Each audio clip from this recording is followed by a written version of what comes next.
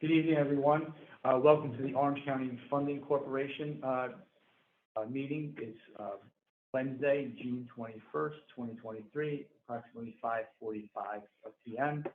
We'll call the meeting to order and ask for a pledge of allegiance. Flag is just outside there, outside the building. Pledge allegiance to the flag of the United States of America, to the republic for which it stands, one nation, under God, indivisible, with liberty and justice for all. Roll call. Dean Tamburri, Here. Susan Walski, Here. Mark Green, present. James Rinaldi, present. Vincent Odock, present. Giovanni Palladino, present. 6 of 6 members are here. Thank you. I'll also let you know, Mr. Acting Chairman, that staff, myself, Phil Fioravanti, and Marty Barras are here. We also have 88 Studios, who's our AV consultant. They're online as well. We have a number of guests.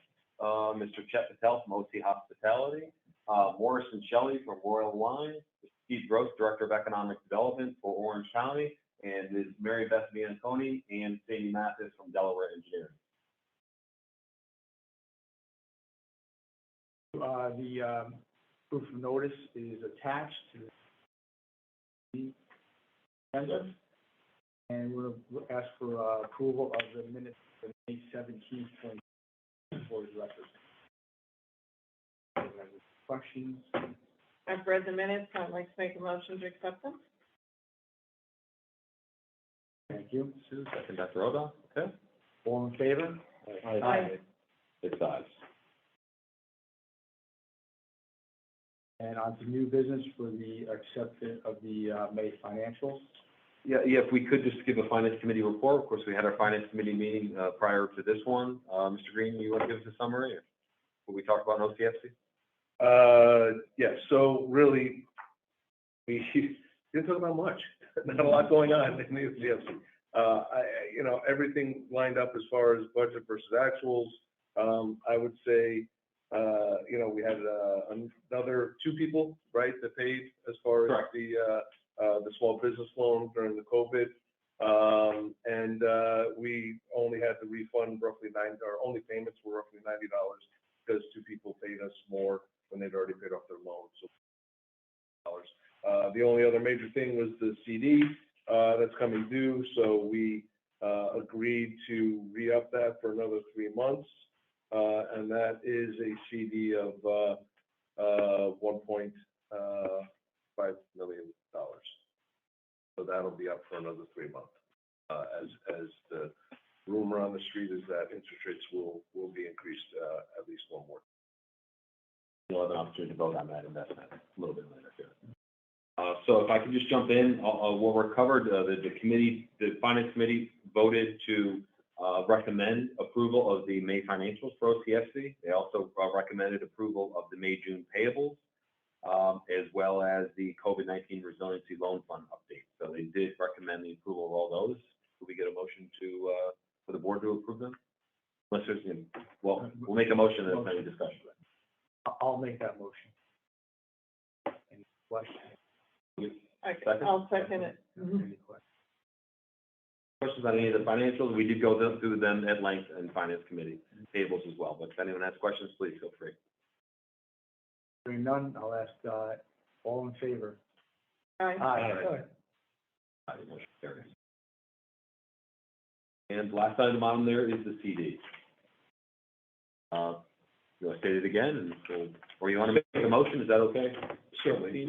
So real quick, it's, it comes due next week. So we just want to roll it over. It seems like TD Bank, again, has the highest rate, 5.05, I believe is what it was. We'll roll it over for another 3 months. And then, again, we will, discuss it in 3 months. I think we made roughly $2,000 in interest last month at TD, which realized comes out to about $24,000 per year, which is so. We're going to use a little bit more money from the checking, even 1 point. You are absolutely correct, sir. I apologize. So we are going to get interest. So right now it's 1.515. and we will get, I'm sure, a little bit more when it closes out. We are going to take from the 321,000 in our checking account. We are going, whatever that is, to make this an even 1.7 million. That will go into the So you 3 month can CD. move them over. Yeah, so there will be over 100,000 in our account, which we won't need. We don't, And again, it's only for 3 months, so if anything should come up, we are fine. I apologize. Thank Please you. apologize, I'm reminding you of what you said. But thank you, we appreciate all the work that you do. that's a lot, keeping it with all that stuff. Really, the people doing the work. So Mark made the motion for a second. Second? Question. All in favor? Aye. That's motion carries. Thank you. That's all we have on the agenda for OCFC, besides adjournment. Make a motion to adjourn to, OCFC meeting 5:50 PM. Make that motion? Second, I'll second. Maureen. All in favor? Aye. Thank That's you. motion carries. We're adjourned. On to IDA. So the IDA, called the meeting in order at 5:50 PM. It's, Wednesday, June 21st, 2023. Meeting's called order. We've already done the Pledge of Allegiance. Roll call, please. Okay, Dean Kinberg, Present. Susan Walsky, Yes. Mark Green, Present. James Rinaldi, Vincent O'Donnell, Present. Giovanni Palladino. Present. 6 members present. Proof notice is attached, as it always is. The minutes, moving on to the next agenda items, we're asking for approval of the May 17th, 2023 Board of Directors. Have or sent, those minutes, if any, make a motion to accept them. I think we can have a motion to approve both sets of minutes in one motion, Sue Kassoff, Leah? I'm sorry, I was on mute. Yes, you can do it in one motion. So then, thank you. So I'll just mention that the second one is a special meeting. You'll recall, we had a very brief meeting where we had a technical issue on one approval. We wanted to kind of do that again. So it's as well, see, there's the minutes of both of those meetings. So it's okay if we have a No, motion absolutely, to the other approve meeting both. was the May 26th. So motion, I'll make a motion to approve both of those. Questions? All in favor? Aye. Thank you. Bill, for the record, who seconded the motion? I couldn't hear that. Thank you. And committee reports? Gentlemen, Mark, Jim, however you want to handle this. IDA Finance Committee report, please. All right, so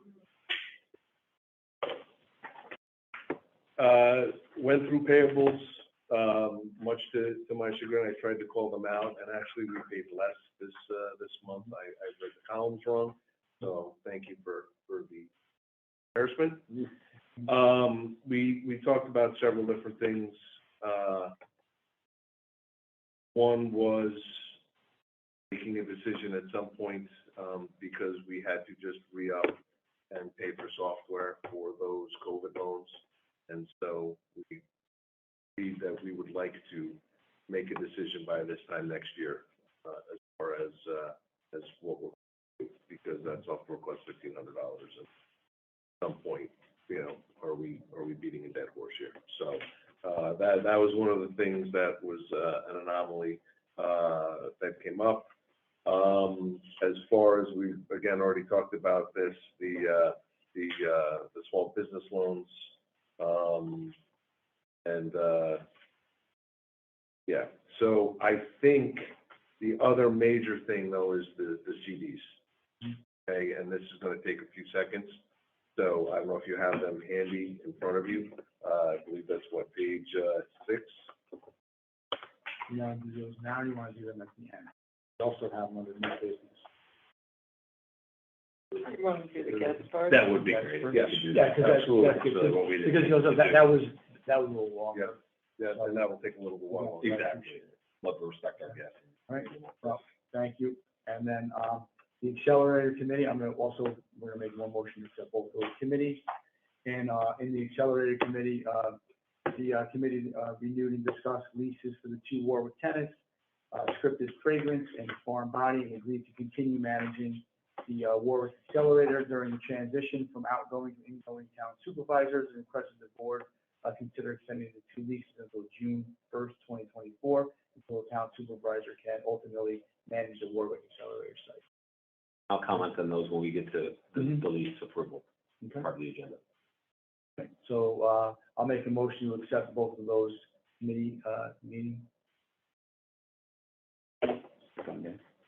Second, all in favor? Aye. All right, 6 ayes, motion carries. On to the- Terrific. Okay, on to new business, on to what we're here for, there's exciting new projects. First up, we're gonna talk about Royal Wines Phase 2. Obviously, everyone, recalls, the approvals for incentives for Royal Wine, the construction of their manufacturing facility, on 17N in the village of Goshen last year. This was the way that Sue Kassoff especially had guided the applicant in, with what their plans were and how to kind of structure their applications. And there's 2 applications. The first phase 1, you'll recall, was actually not Royal Wine just for themselves. It was Goshen JV, I think is what it was, development. It was a joint venture between GFI, who owns the property on 17M, and they're an industrial developer. Typically, they build that and lease it to a tenant like Royal. Well, Royal Wine wanted ownership in this project, so it became a joint venture. And the incentives that we provided were a property tax abatement, sales tax exemption, and mortgage recording tax for the site development and basically the shell of the building, the envelope, if you will. And as we had guided them that they would be appropriate for them to come back just as Royal Wine for some assistance for the build out of the interior, the manufacturing facility, all the equipment, the furniture, the build out, et cetera. And they're coming back just seeking sales tax exemption for that portion. But again, I want to be clear that the applicant is just Royal Wine in this. And we have Mr. Sheldon Ginsburg, we've gotten to know and worked very well with, and I'm sorry, what's your last name? Both for being here. If you give us a couple of minutes just to, just briefly talk about what the second phase is. And this is, of course, our initial appearance here. We're looking for the board to authorize a public hearing for this and the second project we have here. So you certainly can ask any questions you like. But of course, we'll have a public hearing and then they'll come back and we'll be able to grill them even further. Shelley, if you would, please. And I'm sorry, Shelley, our camera's kind of right here, so you can just be within the shot there, you see yourself. That's great. Thanks. Thank you. Hello, everyone, again. Thanks for taking the time. Susan, thank you for participating this evening. We had always anticipated this project for phase 1. We weren't quite ready with the information needed to move forward. Royal Wine, this is a very significant project. We wanted to get all of the pieces correct in our structure and our building and building. What this grant will allow us to do, what this exemption will allow us to do, is purchase new equipment that will be used in our production facility. This will include such items as a tank farm. We press grapes once a year. We do it September, October. We buy enough grapes for a 12-month supply. We don't go out on the market and buy, we buy our own grapes. So we need to have enough tank space ultimately to hold as many as 15,000 to 18,000 tons of grapes. We then take those grapes, we crush them, we blend them, we store them, we filter them. All of this will be new equipment for us. In addition to that, once we have the juice, our grape juice, we have to put it into bottles, into these plastic containers. So we need high-speed packaging lines. We are refurbishing 2 existing lines. We're buying a brand new high-speed, state-of-the-art production line. All of that to be installed in the production center. Included in that will be conveyors and fillers and labelers and cooling machines and palletizers and depalletizers. I think we attached a blueprint to our application. I know it's probably difficult to see. I invite you all to our facility today, actually, down in New Jersey, to see how all this works. But it would be very helpful for us to have this tax exemption to help in the overall cost of this project. This phase for us, we're estimating at about $70 million, including soft costs, to be phased in starting within the next 3 or 4 months. As we know from COVID, the lead times on machinery have expanded greatly. So where something took 3 or 4 months, they now take 12 to 15 months. So we will be starting to order machinery by the end of the summer.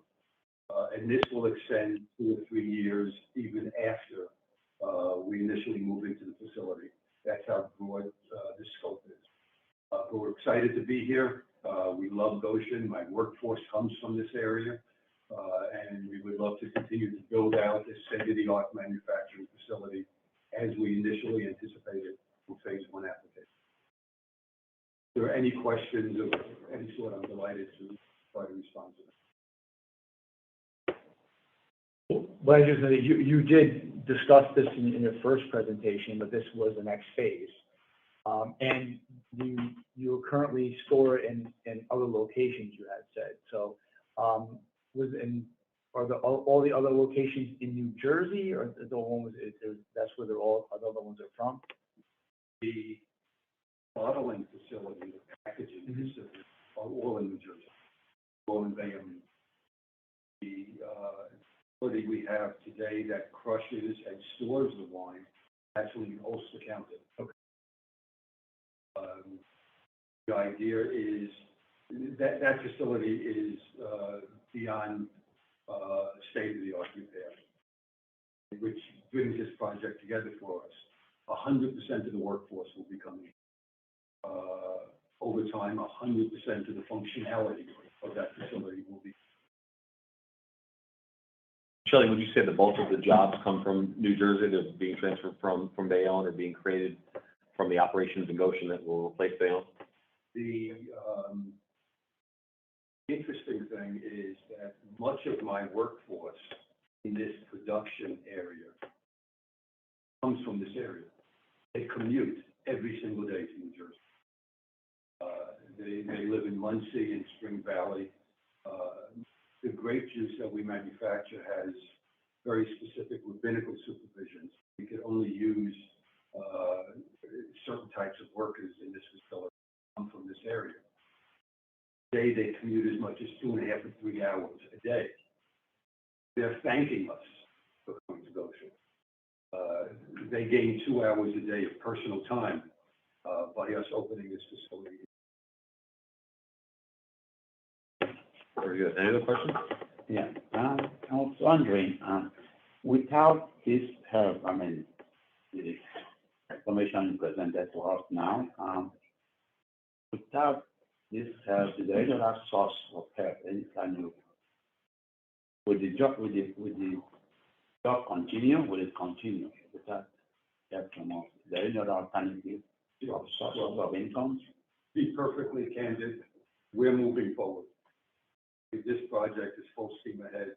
We're going to purchase this equipment, whether I have to pay sales tax or I'm exempt. The exemption from sales tax will free up capital for other types of expansion.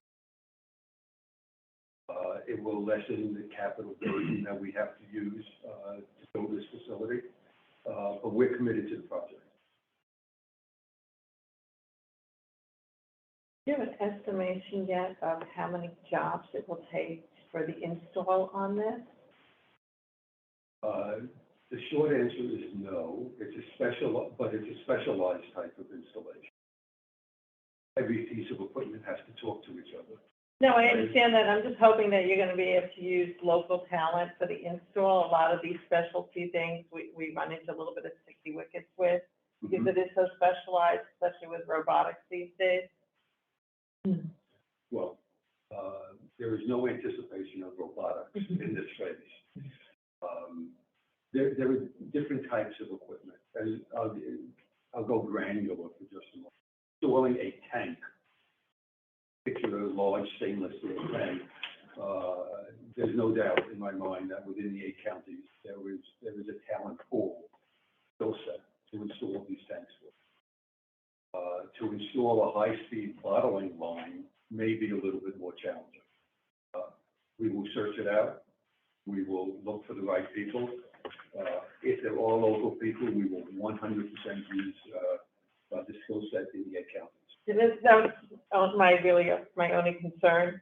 I very much endorse this project because I do think it's a great asset to the Goshen area and to the Orange County area. Our ecotourism is good, and I know you're going to have tastings. I've visited your facility up in Marlboro, and I know you do a nice job, with your guests up there when that happens.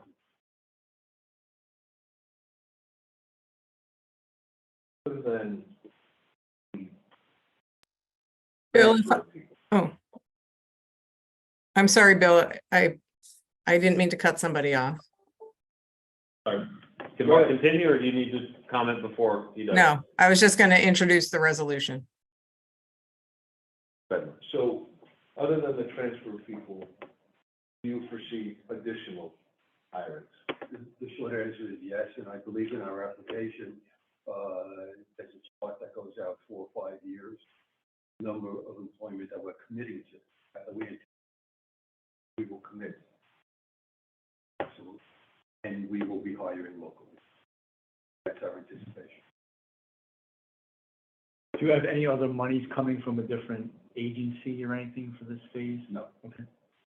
So this would all be, this is funding from the company. This is funding from the company or a bank, right? It will be financing. Oh, correct. Anything else? Okay, so that's all. I thank you very much.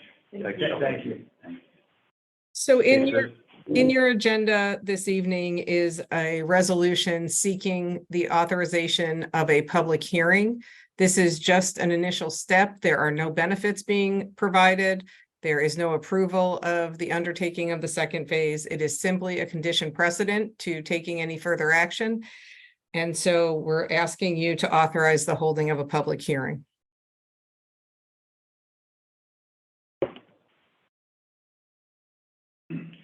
So we need a motion for a second? Yes. I'll make a motion for the initial resolution for a public hearing. Second? I'll second. Giovanni? All in favor? Aye. 6 ayes, motion carries. So Morris, we'll be in touch about the public hearing and what comes next, all right? Thanks so much. Very much. Free to go, yeah, please. Thanks for making this trip again. We appreciate it. Thank you. All right, Mr. Acting Chairman, if we could move to our second applicant of the evening. Okay, I'm going to introduce Mr. Chet Patel. Chet is very well known in the area. He's local, lives in the Goshen, New Hampton area. He's been in hotel management, hotel development for a long time, oftentimes with partners. I believe this is more of your own venture, right, Chet? Actually, investor, Okay. but my son is coming along, finding. So my name is Chet Patel. I'm a managing member of Hospitality.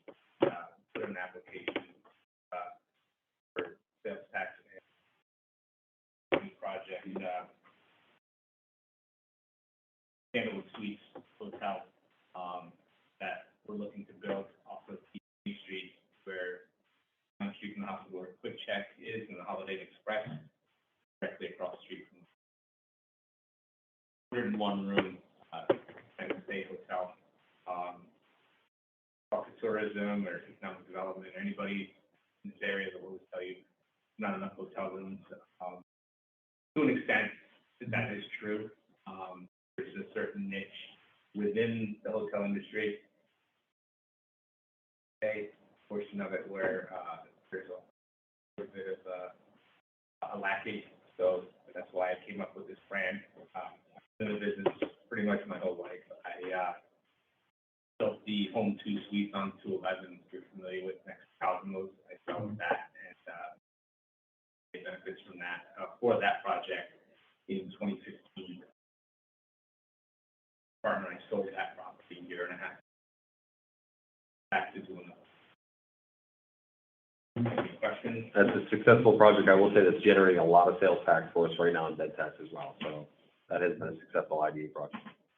Mr. Gross, from Orange County Government, I know you're going to appear at the public hearing, but you asked if you could say just a comment here. So, Sure. Out of respect, we have to have you do that. Thanks, everybody. Appreciate you having me here today. A couple of things I just want to brief the IDA about and start this project.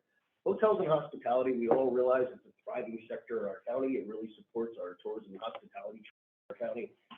You know, the need for additional rooms is evident. We're doing a lot of things in the county right now, including a feasibility study for a conference center. One of the things that's come up is the fact that they're looking at existing hotel rooms, and there's a bit of a deficit in our county. And, you know, during our tourism season, which really now runs April to November, you can't find a room in Orange County. They're 100% booked on weekends.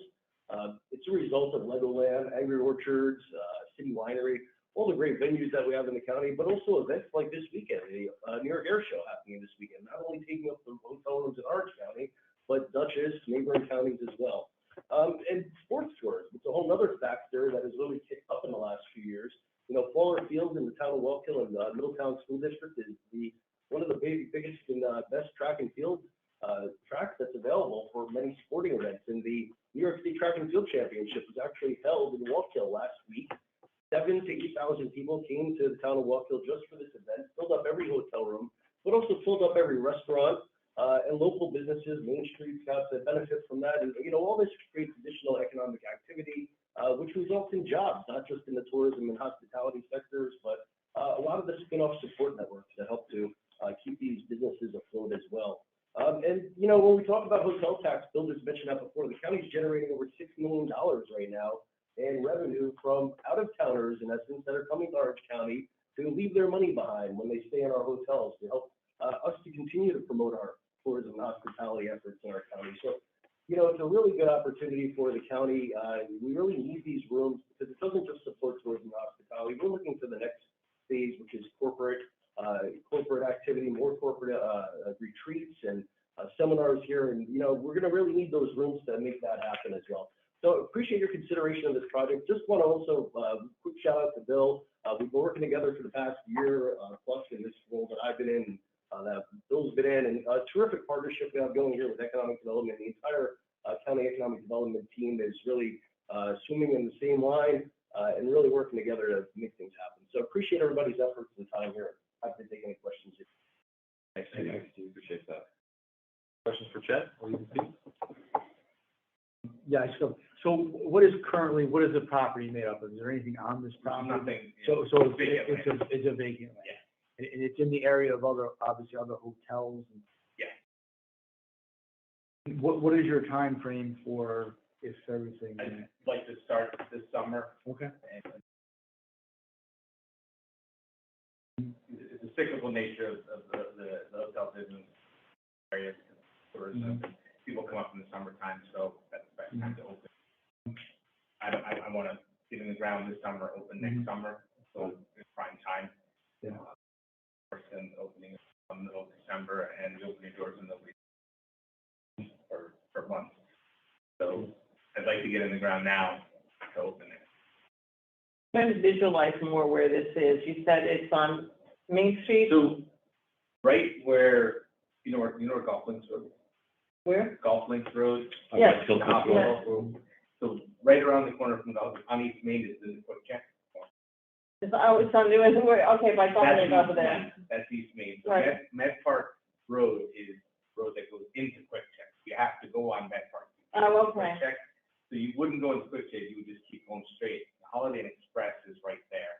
The right-hand side, my property is Okay, Express. all right. So you can actually see the Holiday Inn Express from 84. So traveling west on 84, when you pass the exit for 17, on the right, you'll see the Holiday Express on the right.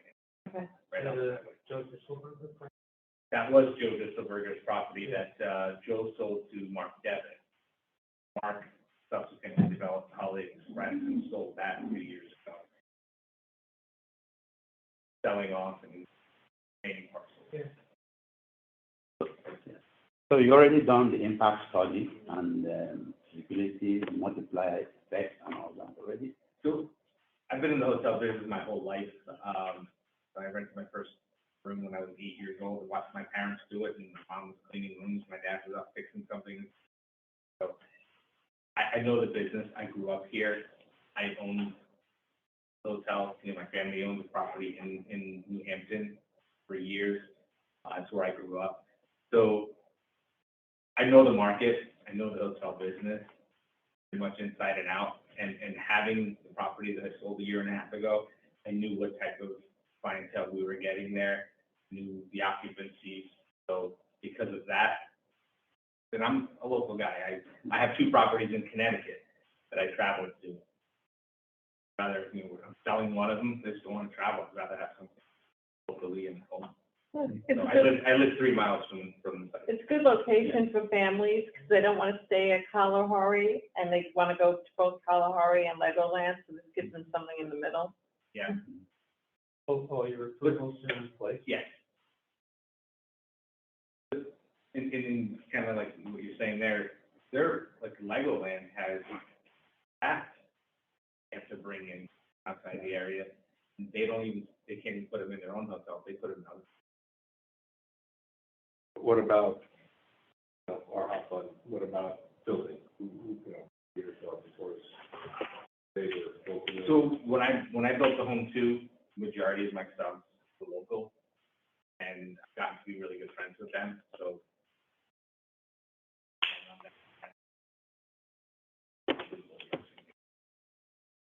Because it's only for tax and Still local labor applies. it's still. Absolutely. Okay.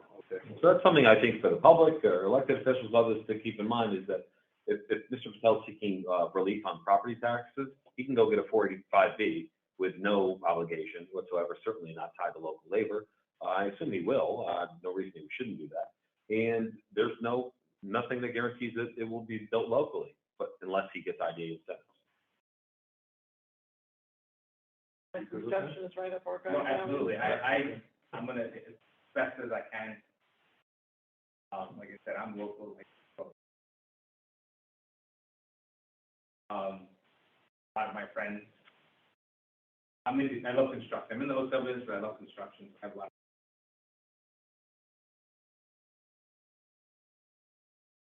They're all local.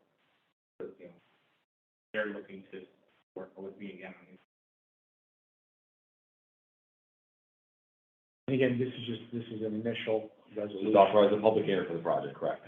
Which we would schedule in the town of Walpole, of course, where.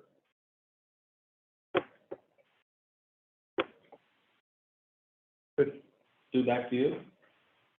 Okay, so Any guidance? you ready? Yes, In the agenda is a resolution to authorize a public hearing with respect to this project, as was outlined by Bill and others who spoke. I will note that there is no pilot being requested. It does generate 20 new FTEs. It's a total project cost of $14,730,000 with sales and use tax requested in an amount not to exceed about $935,000 and mortgage recording tax in the approximate amount of $82,500. Again, this is a public hearing authorization. You are not committed to doing this project or granting any of these benefits. Look for a motion to I'll make the motion for the public hearing, for the resolution to have a public hearing. second. I'll second. Bronski, Green? All in favor? Aye. 6 ayes, motion carries. Kevin will be in touch shortly about the public hearing. Appreciate it, Chet. Thanks for being there. Welcome to stay all night if you like. Thank you. Thank you.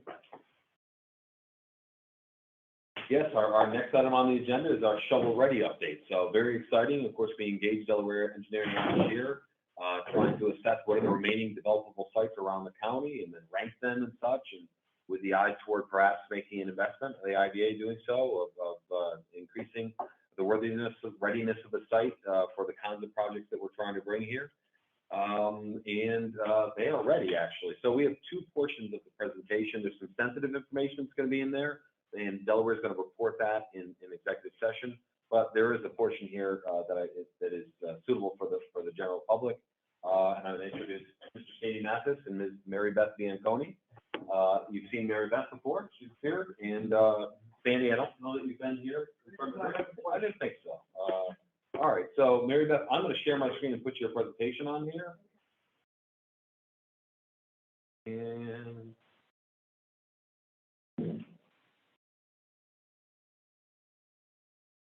perfect. And you have the clicker, right? Yes, I do. Okay, great.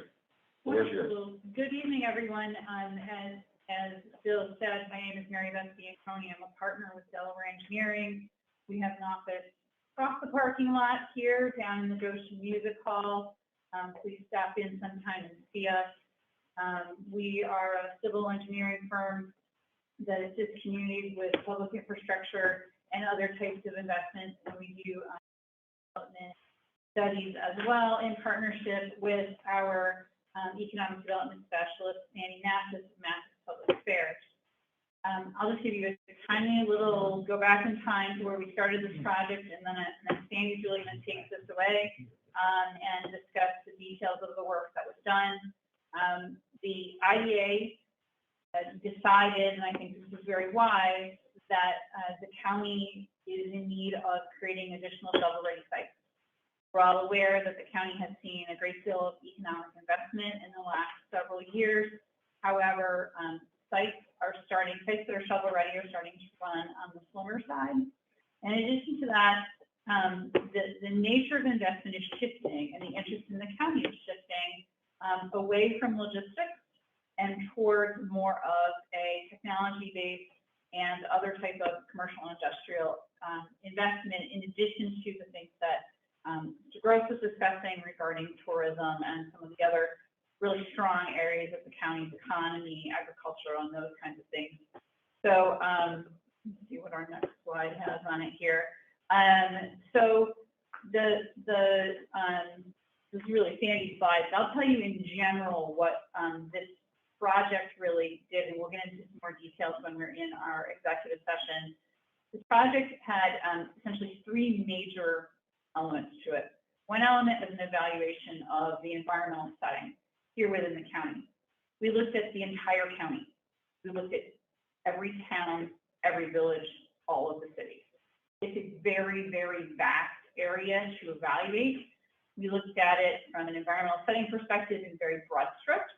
We evaluated things like topography, constraints to construction, local land use, a whole series of things of that nature. This is a desktop style analysis, so no new studies were created. We were utilizing existing, very robust available information to conduct the environmental analysis portion of the project. Second portion of the project, Sandy's going to talk about in a little more detail, is market analysis.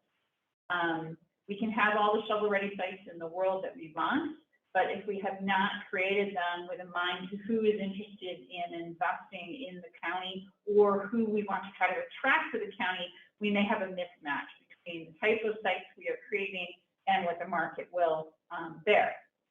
So market study was a very important part of this project. And then the last portion of the project was a very detailed and expansive evaluation of sites.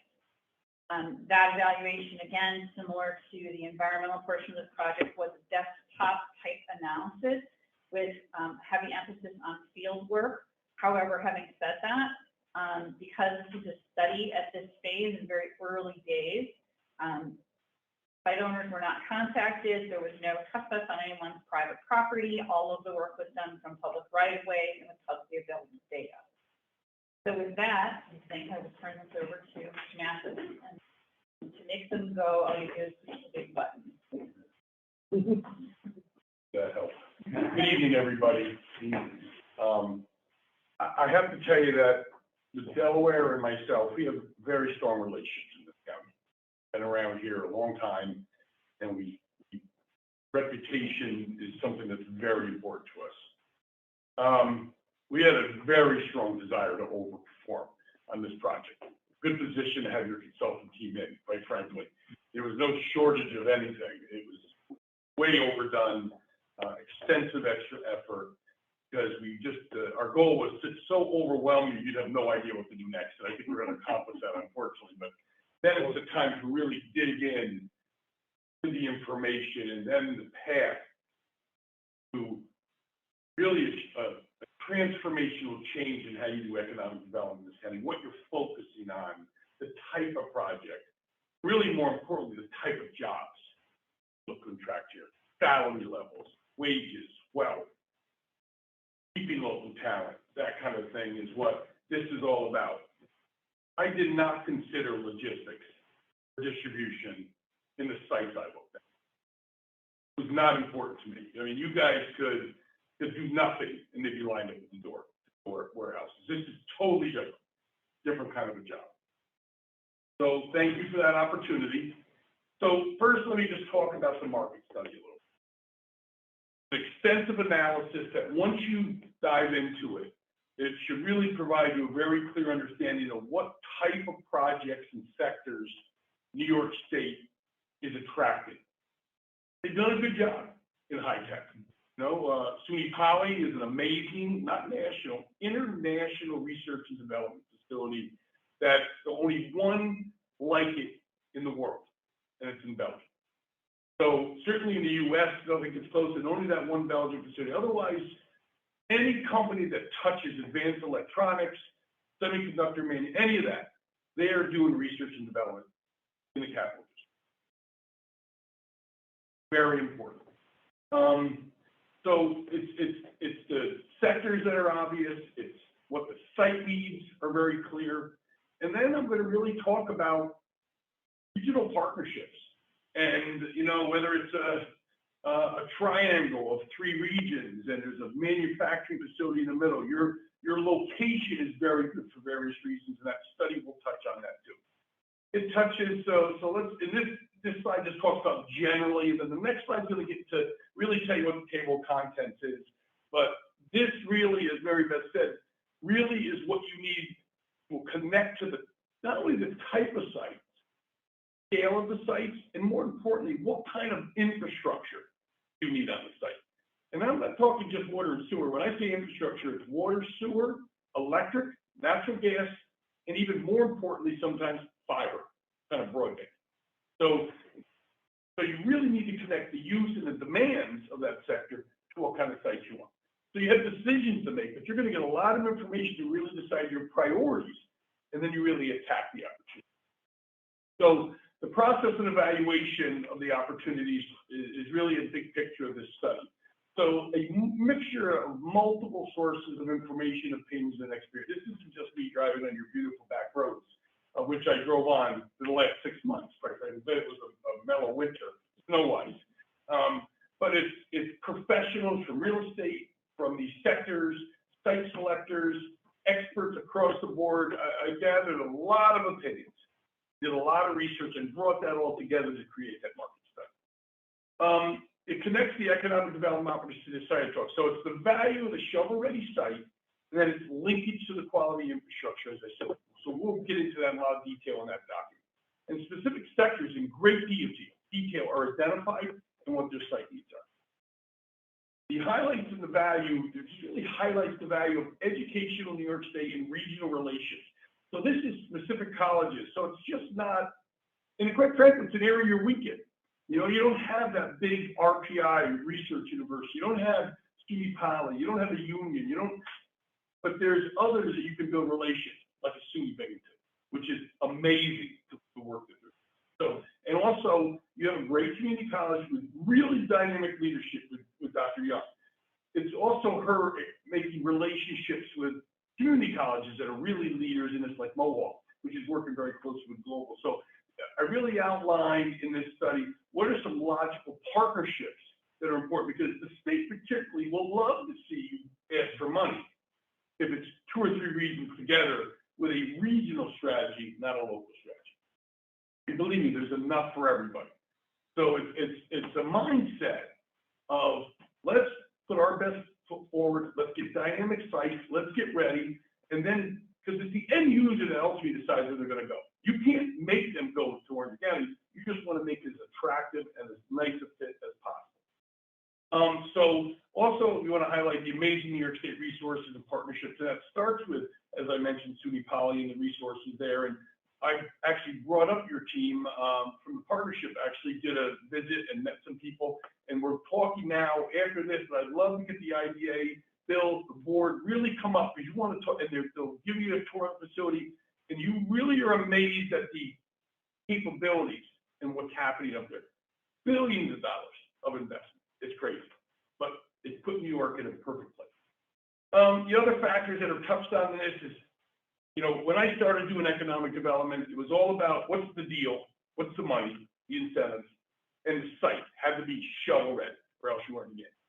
Workforce, you know, HR was not on the site selection team. They were brought in after that, no longer. Workforce is now on the site selection team.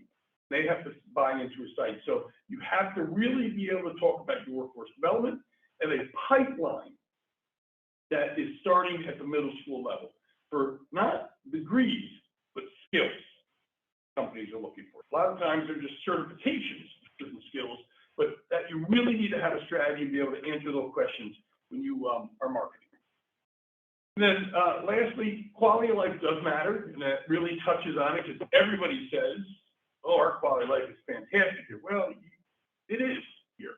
And with COVID, one of the impacts after COVID is that quality of life really does matter, just the talent really want to live and work. Even if it's remotely still, they want to live in a special place, and you have the elements that young, talented workforce is looking for. We go into that a little bit. And then there's a comprehensive analysis at the end, and then a really detailed action plan, which is one of the tools. What are your logical next steps to proceed with this and get going? So that's going to be, when you really get into that, I hope that you'll find answers to some questions. So a little bit more detail we're going to do, important segments of the study. Local and regional demographics. I do not spend a lot of time on this. You know, a lot of people like to fill half their report with all these charts that, quite frankly, I don't understand most of the stuff. But I've done enough on whether it's median family incomes, and I compare a variety of these things regionally. So how do you compare the Southern Tier, Central New York, where the other semiconductor in this advanced manufacturing is happening? Capital Region, Utica. So we really use it to really show you a snapshot in today's time what you look like here. Federal state incentives, it's historically aggressive. That's why you're getting a cluster now in New York. You had Global, you have Wolfspeed doing manufacturing in Utica. Now you have Micron in Central New York in Onondaga County. Global's announced that they're going to do a second fab in the county. So you're truly getting a cluster of manufacturing now in the state. And what that's done is when Global happened in the capital region, everybody expected this huge supply chain to come. It didn't come because there wasn't enough business here from the make real estate investments. Now you've reached that point. So the supply chain, which I'm going to be in great detail in the market study, is very real, and we'll touch on. Potential targeted sectors. So these are the sectors we looked at that we feel very strongly that you can attract here. Advanced electronics has several elements to it. Exciting opportunities. Semiconductors, small scale manufacturing, because the big scale manufacturing is way too demanding on water and power. You know, you don't have 1 million, 2 million gallons of water a day to play with, but there's smaller scale things that you can certainly compete for. Supply chain, test and packaging, this is the testing of products and then packaging them. IC design centers is very promising for this area because you're qualified, and that's integrated circuit design centers, which design the chips. And these are all jobs of $200,000 plus each. Amazing, and there's great demand for locations. And then advanced materials, which I think could be a great area for you folks in your cities. Redevelopment of some of your industrial core in both Newburgh and Middletown. And quite frankly, even Fort Jervis too. Life sciences, that includes bio, includes pharma manufacturing. Regeneron is looking for a site now. They're desperate for it. So there's such demand for this, there just aren't any sites. And again, not as demanding for infrastructure, which is something we need to be sensitive in Orange County. Advanced ag. So you don't want to forget about one of your historical successful markets, which is agriculture. And, you know, in the Black Dirt region and all this. So there's a lot of technology now being implemented as part of ag, and we touch on that a little bit. Healthcare product development, data centers, wind, renewable, battery storage. Binghamton University is the leader in the country on battery storage and redevelopment. So there's certainly some opportunity there for a relationship. And then mixed use. We did some, even though your folks is going to be a larger project, we also incorporated where are some logical places for some quality of life thing in some of your villages and cities where you got mixed use, you got some potential housing on top of more of a commercial type development. I think there's some work to be done and some entrepreneurial support as you turn the corner from the accelerator model. There's some things you can do to attract entrepreneurs and small business startups, sports complexes, workforce again in this new urbanism, which is again with the talent wants to do these walkable downtowns. You already have some great examples, but it's something to be very careful about placemaking. You know, this young talent is really driving oftentimes where business is located now, not the other way around. Talent doesn't really like to travel anymore. They want the businesses to come to them. Relationship building. This is so critical because this is where you can fill gaps of weaknesses. You know, you just can't say, well, we can't do that, we can't compete, we're not going to. No. You find a way to build a relationship or a partnership. So education, SUNY Binghamton has a statewide or national program. That's not the Southern Tier College. It's one of the 4 university centers. Absolutely, you should be building that relationship with that campus. Orange and Mohawk community colleges are natural partnerships on workforce development. And then the regional ED groups, and is I think, and I'll talk more to Bill about this, and he's already, like in Cooperstown, met some of these people, and he's starting to build relationships. Is I think Southern Tier with the agency based in Broome County is really dynamic as a natural partner. Central New York, you go north, they have the biggest pharma life sciences cluster short of northern New Jersey in the country. Shocking. And then the capital region is the logical on the semiconductor and stuff to figure out partnerships. And the Center for Economic Growth is the group that does that up there, and they're very welcoming and wanting to build relationships. Sites. Let me just say this. I mean, I will beat the drum until I'm sent out the door. It's the winning formula. If you do not have the sites, and that's I congratulate you for starting this project. You don't have shovel-ready sites. You're kidding yourself that you're going to attract any high-end jobs. It's just not going to happen. You know, and if you're marketing sites that aren't ready, you're even wasting your money even worse. You got to get the sites. When you have the sites ready, that's when the power shifts to you and the community that supports that, because now you can be selective and really good companies. I touched on a little bit what your competitiveness looks like. Where are some weak spots? Workforce development, again, pipeline, absolutely essential. We'll get into a lot of detail on that. Quality of life, yes, it matters. An action plan. We really provide a blueprint that we feel is a dynamic future. Because once you start attracting the kind of jobs that these sectors provide, it is a deal changer. With the great work of the county executive and Steve and your existing team, you're hitting out of the park already with sales tax. Okay, you're attracting sales tax in your tourism sector. Those jobs, quite frankly, aren't that good. Okay, we're talking about a balance of wealthy-driven job creation that together really is a great future.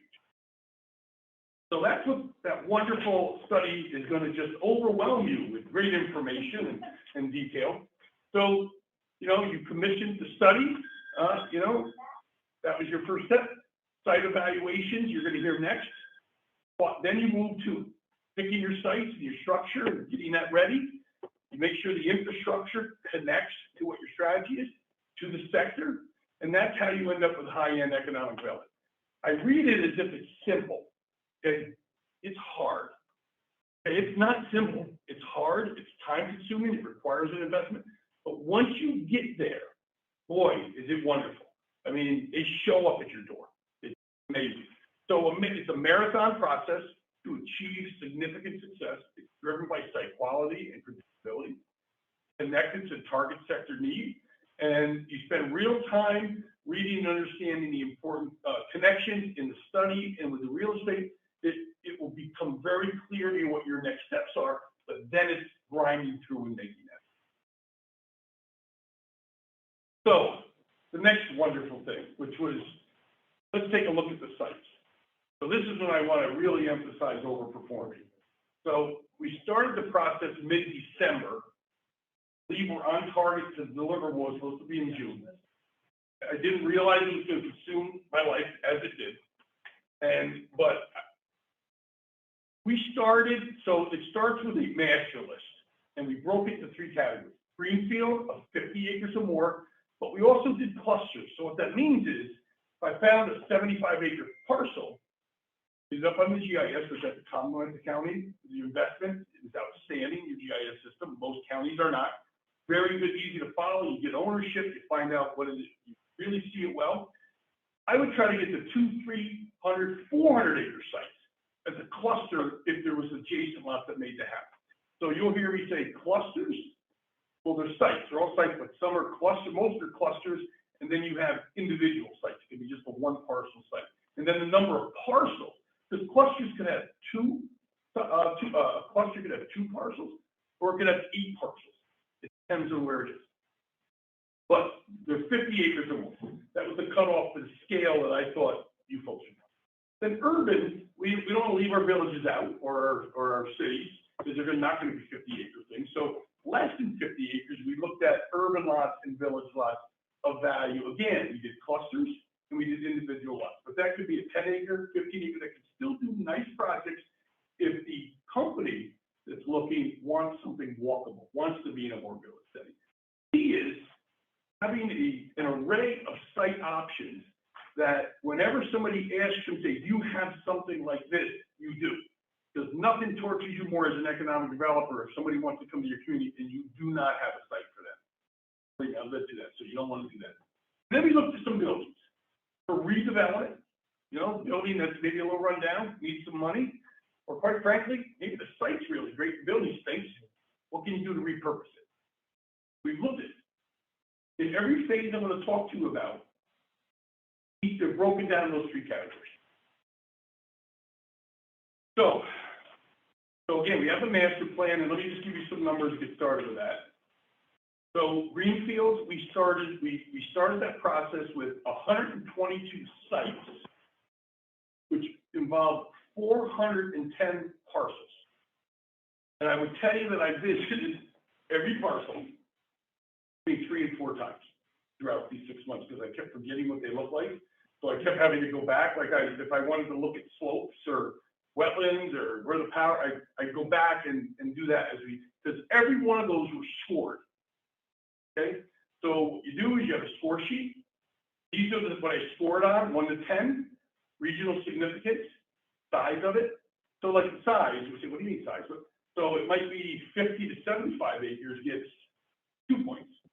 But 300 acres gets 10 points. So I did a scale on just what you could put there. Site control, always important. Is it a developer that owns it? That scores high. Is it publicly owned? The county sitting on ownership? That is gold, because if you can't do a deal with the county, who are you going to do a deal with, right? And sometimes towns own land, and sometimes not for profit. So that would score 10. And if it was an owner, sometimes I visit them. Sometimes they had for sale signs on it. Well, it's privately owned, but sale signs, so that can be really hard. So I'll give it a 5. So it's all relative. Environmental condition contamination is already environmental issues or water issues, wetlands, that kind of thing. Land cost, and again, that generally speaking, that got a general number unless I knew for sure. We did in previous studies I've done. I actually sent letters to landowners. I didn't want to do that here. I didn't really want to have a miserable 3 months of people calling and saying, "What the heck are you doing with my land?" So I didn't do that. So there's been no public activity. So I did the best to understand, what the value was. Infrastructure proximity, so with Delaware's great work, what was the closest water and sewer? And what municipality, provided that, public water and sewer. Community atmosphere, this was important. So I got varying opinions of, is this town supportive or not supportive? If they have a moratorium, is that because of the time? So I tried to get a feel who would never support economic development versus very supportive. Public-private EDC support, that was generally the same unless there was the IDA got was very strong, so most sites got that strong, but if like Middletown that has their own economic developer or the IDA in Montgomery or Newburgh and they were more, so that would enhance that score. And then, so those top scores, I just added them all up for those 122 sites. And there's usually a very natural break, like what's logical to go to the next phase, which is tier 2, which is a whole nother process of scoring. So at that point, so we go to go to, Tier 2 evaluation. So we did all that, and you're getting all this information, by the way. You're getting all those score sheets, so you can look and see, wow, this site I thought was pretty good. Why did it score so low? You'll be able to go to the score sheet and really see, in our judgment, what the weak spots. So now we have what advanced is 60 sites from the 122 advanced in this greenfield, 7 urban and village lots advanced from 96, and 5 buildings advanced this sector. So then we did exactly the same process again. We scored each one of those, but different criteria. This is what the site selector, when Bill gets the call, this is what the site selector wants to know. These are the professionals doing searches for companies around the country. So this is location, site readiness, build out flexibility, scale of development, sector suitability, because remember the study has defined for us what kind of sectors would want to come here. Does it fit any of the sites? Which of the sites that fit the sector? So we really tried to make that connection. Infrastructure, we really get into detail now on water and sewer. Transportation and access to roadways, wetlands, we get into historical and archaeology, topography, slopes, endangered species is always fun. You're pretty good here. You got the bat. So if it was very wooded, scored a little lower, you could fix that. You just when you got to take the trees down, but we have to acknowledge that was an extra step. Development structure. So what that means is if it's public again, that's very good. It's the structure. So and again, this is going to be your decision. Is it a site that can be jointly developed by the IDA? Do you create a local development corporation just to do this? Or is it governmental? Or is it private? So it really, what the structure is, how you proceed, and what that connects to the site is very important. Incentives. And I made some judgments on what I thought in today's climate would be very supportive of giving incentives for certain types of projects or sites. Time to market, how long is that going to take to get approvals? Is that less than 12 months? Is that 1 to 2 years? What is it? So we made judgments on that. And then the sites are ranked again to move to a final stage. So what happens is, so now we move to what we call really your top sites. So we summarized everything, obviously. There's going to be a lot of detail. And then this process, to remind you again, is to help you prioritize your investment. You can't work on 10 sites at once. You're going to want 1, 2, 3 sites. Maybe it's 2 greenfield, maybe it's a lot, or where your resources want to be put as you really start to do this for the first time. So it comes into a class ranking, but just to give you a feel, so on greenfields, we've ended up, class 1 is what is your top sites, and that's what we're recommending are your top sites. And we call them regionally significant. Then we don't forget about the other sites. We rank them then as class 2, class 3, class 4. As the score gets lower, they move down the list. So it's kind of like the bench. So as you start to have success, you move on to class 2, and they're your next level. And sometimes there may be only 2, 3, 4 points difference that can be changed by one of the categories. But then so you've had 11 sites in advanced to greenfield, which included 33 parcels. And then your urban village lots, we did 1 of each for buildings. So we have 1 village lot and we have 1 building. Again, to show you samples, you can move down and see what the next ones are and decide whether you like those better. So class rankings are provided. Then we do spec sheets. Now we're only working on the final list, top list, because you got to get the numbers down to a manageable level. We've done sample spec sheets of which you would post on your website for marketing, or when the site selector says to Bill, I need this in 24 hours, send it right to them. But I warn you, none of these sites are ready. I mean, there's no miracle here. None of these are ready. These are the ones that are closest to be ready, but still need work. So you get 2 versions of the spec sheet. Get one, again, samples, a lot of the information, which I'll touch on the utility information, because some of the information can be challenging to get from certain folks, and I'll explain that what that means. So the spec sheets still have 2 versions. You have a public version that you could continue to fill in, continue to advance as you advance, and that becomes a marketing tool. It's all set, it's structured, they look great. Then we do a second one, internal, where on the back page, we give you recommendations on your next steps in order to advance the sites. So we're giving you the advice of what you should be doing next, whether it's a GEIS, whether it's doing seeker in advance, whether it's extending the sewer that's a mile away, let's get it to the site and chase money for that. So it really gives you detail on every site. A lot of it's similar because they're all kind of in the same place, but it really does break things out. What's the priorities to move on?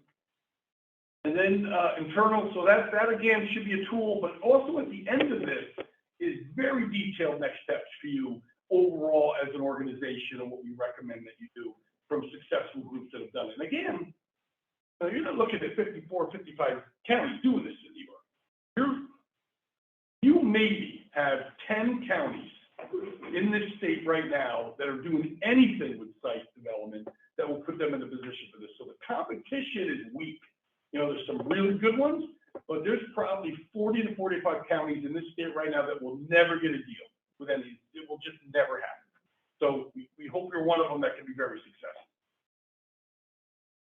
Well, there are handfuls that are ahead of us, well ahead of us. Oh, no, there's some that are very good, no question about it. You got them in the capital region, and they're about a decade ahead. But that's, which has been part of Orange County's problem. You used to have 10 shovel-ready sites approved by the state 15 years ago. They're all developed. So the problem with this is you've got to keep ahead of your success. Capital region has a significant problem with sites as well. They're fighting the battle because the private sector won't do this. You know, you think the private sector, they're not going to spend the money, and you're going to have much better access to public money for infrastructure than the private sector developer will, at no cost. All right, I did that, yeah.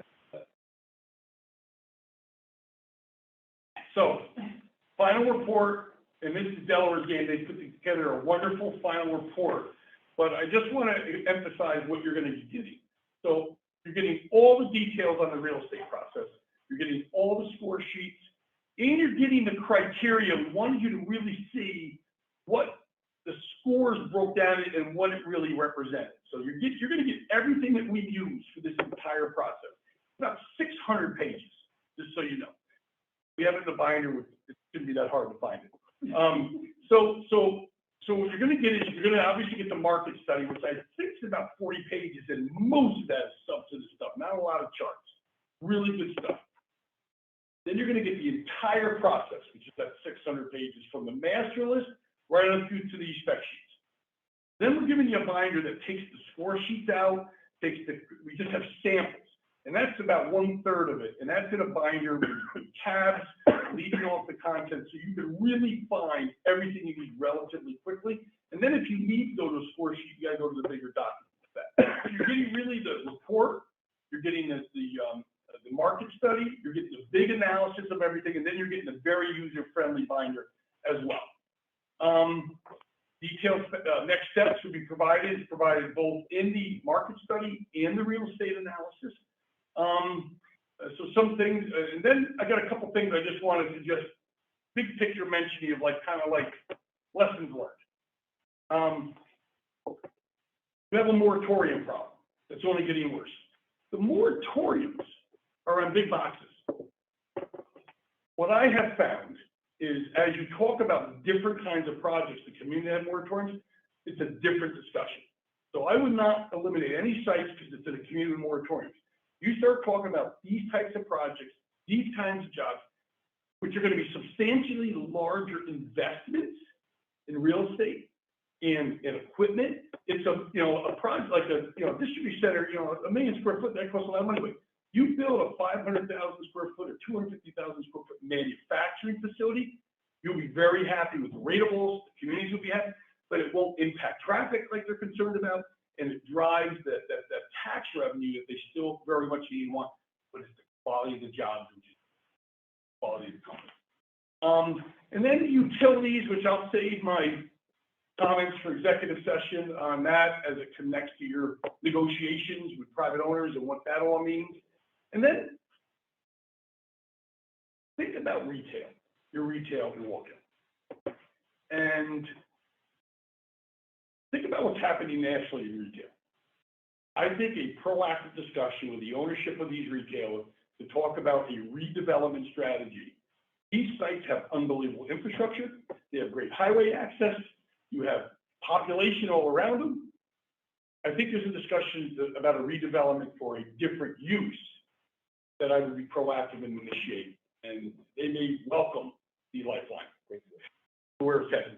Because not only is your retail in trouble, if you take a walk around, because I try to stay in tune even though I avoid shopping, is I've already seen a significant downgrade in the tenants that are in here. Your strip mall tenants now move to the malls. It's only a matter of time before you start losing your big stores, then you're in trouble. I've seen it up by us very quickly where redevelopment has become medical offices and some other non-retail uses. I think a proactive discussion is worthwhile here. So again, we're providing significant content and information. What I really recommend is you get in the car, you visit the sites, and you just start to get a feel what it is, where it's located, and then you're going to have a really active debate of what direction you want to go with structure and which ones you want to start working first. And then just want to thank you again for the opportunity and happy to answer any questions. And we'll get into some detail on this. Thank you very much. So the next phase of this presentation is an executive session. One of the reasons we can go into that, and Sue, you can correct me if I'm wrong here, is to discuss real estate potential investments, because that is the idea. We want to identify sites, we want the partnership with these group banks. We want them to be able to market these sites. But the idea is for further investment on the IDA's behalf so that we can bring these better projects in. So that's the reason for it. So any other guidance on exec session? No, my only question is whether or not you want to go in now or you want to do Glen Arden and then go in or finish the agenda. That's up to you in terms of timing and. Apply to the agenda? Yeah, well. Do you mind waiting for it? Not at all. Okay, Is that all right? No, we just did a little bit because we had them in attendance. absolutely. No, very personal. Then we can let Chris go after that too. So you're in attendance. Okay, so we'll get back to Glen Arden. Should we pick up back there for a while? Okay. Chris Canada, of course, you summarized this issue for the board. Can you kind of frame it again for everyone and tell us where we're at? Sure. Good evening, everyone. So this relates to the resolution we discussed last month that was tabled. Glen Arden, the facility, has had some issues financially, and there's a proposed purchaser, Knowles, who has requested that certain changes be made to the bond documents relating to the original bond deal going back to 1998. And as part of that, we've had discussions with them. We've looked at their bond documents. Sue and I have had numerous calls with the working group, including borrowers, the new group council. So everything's working out and it's going along, but we've had some issues, as we discussed, dealing with the existing pilot payments, which are in arrears, as well as water and sewer charges. So that was the main reason why the resolution was tabled, to have further discussions with the tax jurisdictions. I can report today that the tax jurisdictions have agreed in principle to the proposal of Knoll, and they're working through a final document, which we have a draft of, which Sue and I are reviewing, an assignment, assumption, and consent agreement with all the tax jurisdictions and Glen Arden and Knowles to put that issue to bed. So the resolution before you relates to the IDA moving forward with entering into the necessary modification documents to move the acquisition forward. As we discussed previously, we wanted to make sure that the resolution contained language about the IDA's approval being contingent on these tax jurisdictions being satisfied with respect to the pilot payments and the back water and sewer charges. So if you look in section 7 of the resolution, we tweaked it a bit further. And it references how, although the tax jurisdictions have reached an agreement in principle with Knowles as to the pilot payments, the approvals and authorization of the issuer set forth therein are contingent upon the receipt by the issuer of the written approval of each taxing jurisdiction prior to the consummation of the transaction. The transaction being the actual acquisition of the retirement facility. So this approval, this resolution, if it was adopted, would be contingent on those issues being resolved prior to the acquisition, which, based on the discussions, numerous discussions we've had with counsel to Knowles and the back and forth with the tax jurisdictions, I'm pretty confident that that is going to be entered into and worked out prior to the acquisition. So happy to answer any questions on this, but that's kind of the 20,000 foot on the resolution. And Bill, I'll just add, I agree with everything Chris said. We have been in very close contact with the new buyers of the facility, and we have actually, with Bill's help, facilitated discussions with each of the taxing jurisdictions and received notice from them that they have in fact reached an agreement in principle relative to the payment of the arrears and the payments going forward. So I support the recommendation to approve, conditioned upon receiving that, the execution and delivery of the amended bond documents.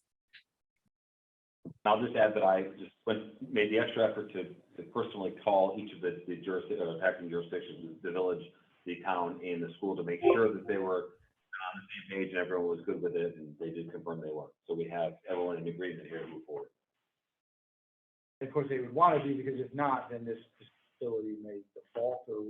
That's the worst case scenario. Right? Yeah, this deal falls apart, and you know, this site continues to crumble, the facility there, and then you eventually have seniors that are displaced. We're out our money. Exactly. No one gets anything that, you know, made whole on the tax. So The same going forward that we had previous. So with the bond, or Chris, you want to address that? Dean's asking basically the exact same bond product that they had prior, or is a change in with what we're doing with the bond here? Then Yeah, so it's a good question. So part of this is the bond was originally issued to the public. It was a public offering by a big underwriter. So as part of this, Knowles has asked for certain financial covenants to be adjusted based on them entering into the mix here and taking over for Glen Arden. So the bond itself will still be outstanding. The bondholders had to consent to numerous revisions to the bond documents. That's what we've been reviewing. Bondholders had to be, you know, when it's a public offering, it's hard to track down the different bondholders. It's not like there's just one bank holding it. So there will be amendments to the bond documents. The bond will stay outstanding by the IDA. I think that was your question, Dean, but maybe I'm missing something. No, that was it. I mean, that's Yep. Going forward. The other one is Right. So at the end of the day, once this is all done, the goal is, and I think it will happen, the pilot payments will be set up. Just to give you a little background, the agreement that they're proposing would be 20% of the in arrears pilot payments, and as water and sewer charges would be paid right at the conclusion of the acquisition by Knowles. So in the next 3-4 months. So that will be paid. And then the 80% that remaining in charges and fees and payments would be paid monthly for the length of the pilot agreement that's still outstanding. So they would make a monthly payment to the tax jurisdictions until it was paid off. So at the end of the day, the bond would get amended, there'd be a new owner of the facility, and the tax jurisdictions would be in the process of being made whole, and they'd have the comfort knowing that there's an agreement in place with the new owner. thank you. Sure. I think it's a necessity to do this. Really So no, there really enough. People not going to. well, and like you said, seniors being displaced is not a good thing. Chris, what is exactly the motion you're looking for? It's a motion to approve the resolution, the authorizing the execution of certain documents by the IDA relating to the Series 1998 bonds in connection with the acquisition by Knowles. Want me to make a motion? No, just say so moved. That he read the motion. I moved it. So moved. Yeah, is that okay, Chris? So moved? Based on what you just said? Or you want to hear it? No, I don't need to hear it. I mean, the minutes should reflect that the paragraph on the bottom of the first page of the resolution just move for a resolution authorizing the execution of certain documents by the IDA relating to the Series 1998 bond. That's the motion I'm making. That's right. Okay. Do we have a second? I'll second it. Okay, Sue, seconded by Dean. All right. Any other questions or anything? Should we do I'm sorry. Should we do a roll call first? You think any Roll call. reason for the? Roll call vote for this one, Bill. Yep. Okay, Dean Tamburri, Yes. Susan Walski, Yes. Mark Green, James Rinaldi. Yes. Vincent Oda, Yes. Giovanni Pellegrino. Yes. 6 ayes, motion carries. And, anything else for us beyond this, transaction with Glen Arden? Or this is our component, is the bond piece? Right now? Right, this is the main thing. Now we'll move forward with finalizing the bond documents. There'll be certain documents that will need to be signed by the IDA once the documents are finalized, and I'll circle with you, Bill, on getting those executed. More than likely, it'll be in July at the earliest. Very good. We could let Chris go. This is the last piece of business Yeah. here, unless anyone has any questions or anything else for Chris. Chris, thanks for hanging on. Sorry for the Thanks. long meeting. Susan, No I cut you worries. off so easy. Have a great, have a great night. Okay, great. The next is getting the financials. So, as was reported before, the finance committee went in detail through, May financials for both OCFC and IDA. We'll talk on IDA. And they also recommended the approval of May, June payables, as well as, June, July, August, payables, since we don't have a July meeting. So I don't know if we want to break those up at all, but we certainly could approve the May financials and May, June payables together. I'll make a motion to. Second? I'll second. Questions? All in favor? Aye. 6 ayes, motion carries. Very good. How about a motion to authorize the IDA to pay our invoices that come in, our recurring invoices, our contracted invoices for June, July, and some that get into August that are before our August 16th. That motion.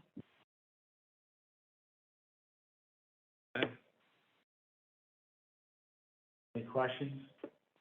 All in favor? Aye. 6 ayes, motion carries. Next is our lease for our headquarters.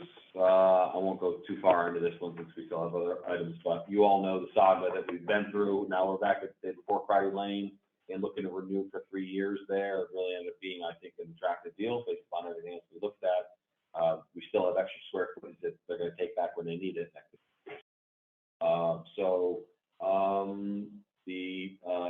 This was in the finance committee as well, but looking for a motion to authorize me to execute a 3-year lease with First Columbia for 4 Crowdy Lane, New Windsor. I'll make the motion. Hold on. All right. Any questions? No, I think it's, price-wise, it's a good value. I'll sit in line, another meeting, so. I'm sure. All in favor? Aye. Aye.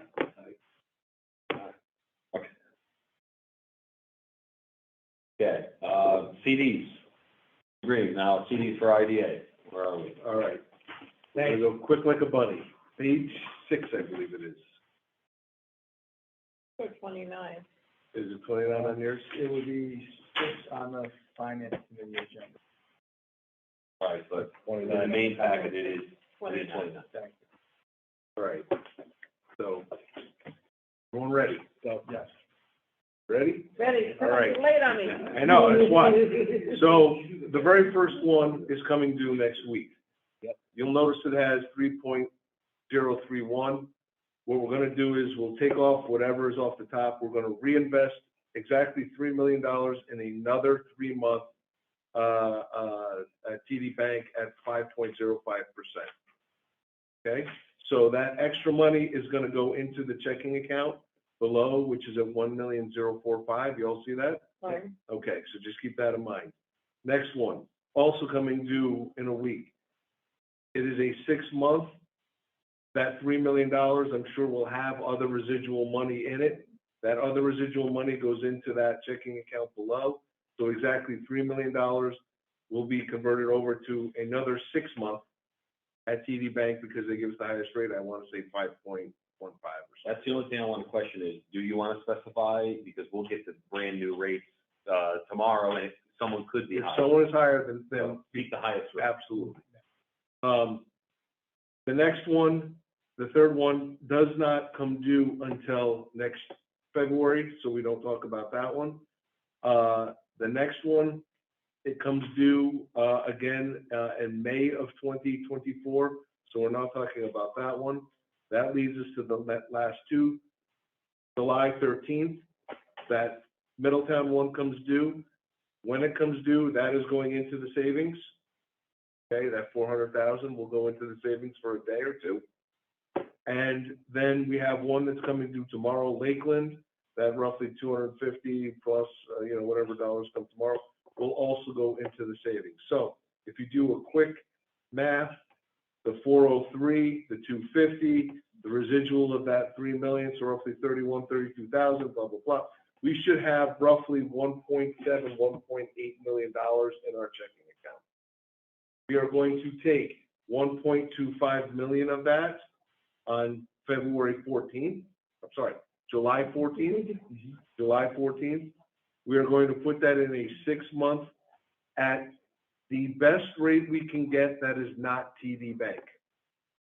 To try and diversify a little Spread bit. the eggs out. Okay, so that is the plan. So that should leave us in our checking account roughly $700,000-800,000. That again, we would only have to be concerned for 3 months because the very top one will come due in 3 months. I can't imagine we would burn through $700,000 or $800,000 No, we're anyway. burning what, 100, 150 a month? Yeah, so if that, that is the plan for CDs. So we approved that on the finance committee. I guess we have to put a proposal up now. That is the motion. That is the motion. Okay. That is the motion. I'd like to make that motion. Well, he just made that motion. You made the motion. He just made that Okay. motion.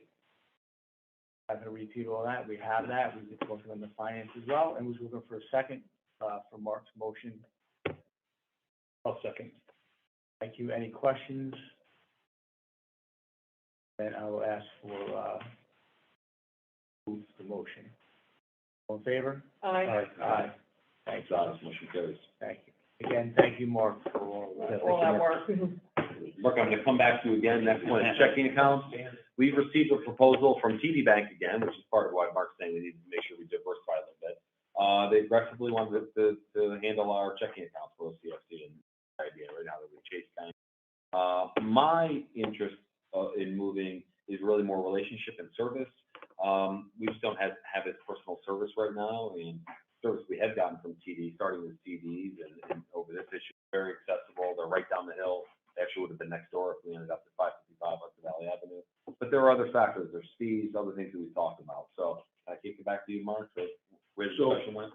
Just looking real quick at TD Bank, they do have some additional fees that made me pause a little bit.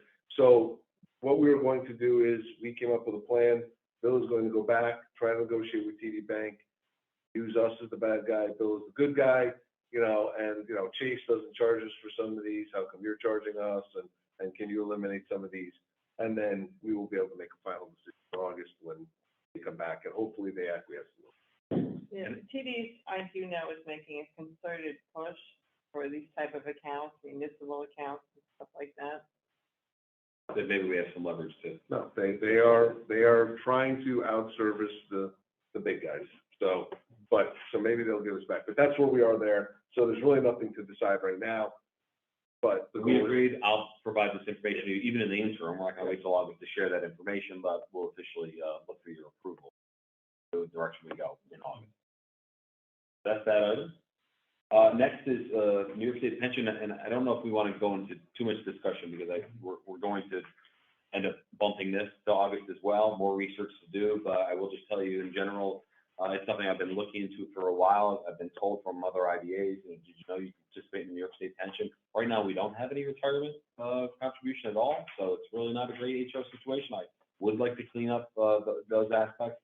Next meeting, I'm actually going to address essentially participating in the New York State Empire health insurance program as well. A little bit more of an investment on our part, but the benefits are far greater.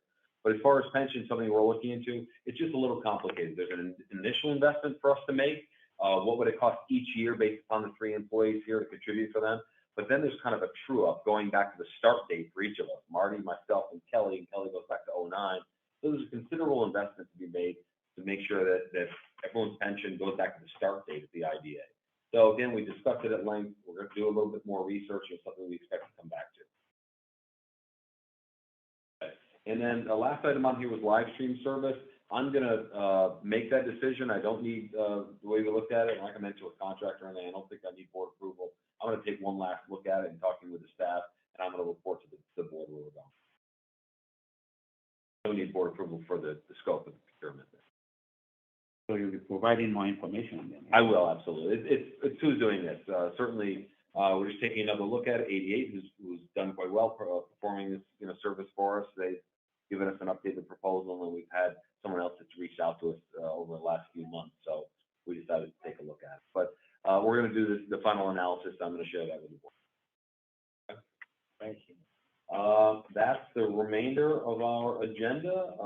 Except now we'd be looking to go into executive session for the rest of the shovel-ready presentation. Any guidance that we need there? No, just that you, should the board decide to move into executive session, it would be for the purpose of discussing the acquisition of real property. I will also note that I have an update for the board to be discussed in executive session relative to potential litigation, so the record should reflect that as well. And we'll handle that after we let our guests go, of course.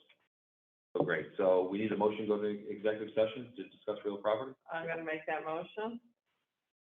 Second? Favor? Aye.